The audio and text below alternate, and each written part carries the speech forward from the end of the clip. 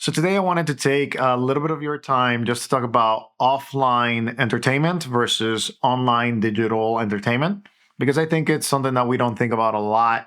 It's something that I definitely have started to replace more and more. My sources of dopamine do matter. And I wrote a newsletter about this a few years ago on the topic of offline dopamine, but more recently, I wrote a newsletter on the topic of offline entertainment and why it makes a big difference. Something that I notice is that every time I go to the theater, I go to a concert, I go to comedy show, or I go just biking with friends around town, there is a complete different quality of entertainment and of dopamine that hits my brain that I appreciate much more than when I am watching a show in front of a screen or even when I am watching a YouTube video like you are right now. But what makes a difference to me and what has been quite impactful is that the more time that I spend offline, the better it is for my brain. I feel like I actually had time to process. I was watching this Broadway or theater show this past Saturday.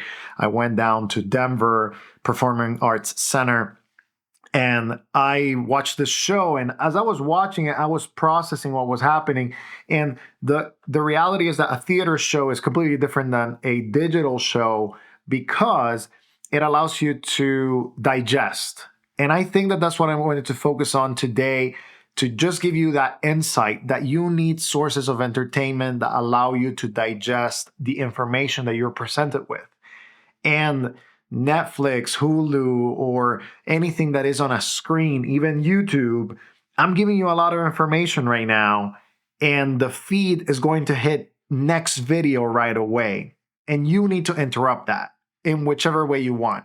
Whether you're watching digital sources of entertainment, if you still want them to be part of your routine, you need to do it in a way that it's more curated. So instead of having the autoplay button right away, feeding you the next video, you need to have something that allows you to say, I'm going to watch this video and then I'm going to take a break and digest what I actually consumed.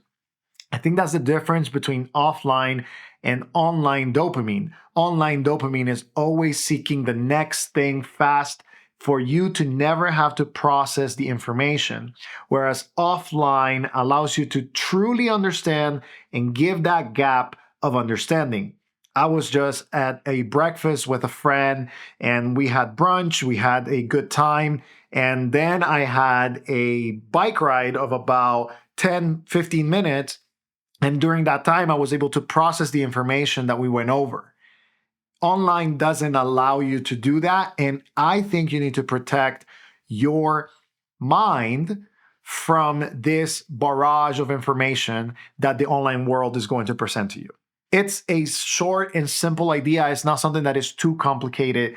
But I just wanted to remind you that where you get your dopamine matters and how you do it matters as well. Not saying that you need to stop watching TV or movies altogether, but I think the quality and quantity and manner in which you digest these sources of information is important. This is why I'm a huge advocate for dumb phones and have always been. This is why I think that putting hurdles on your smartphone, while it may be beneficial in the short term, it is not on the long term. So just wanted to chime in, just wanted to come in here to give you that piece of advice, if you will.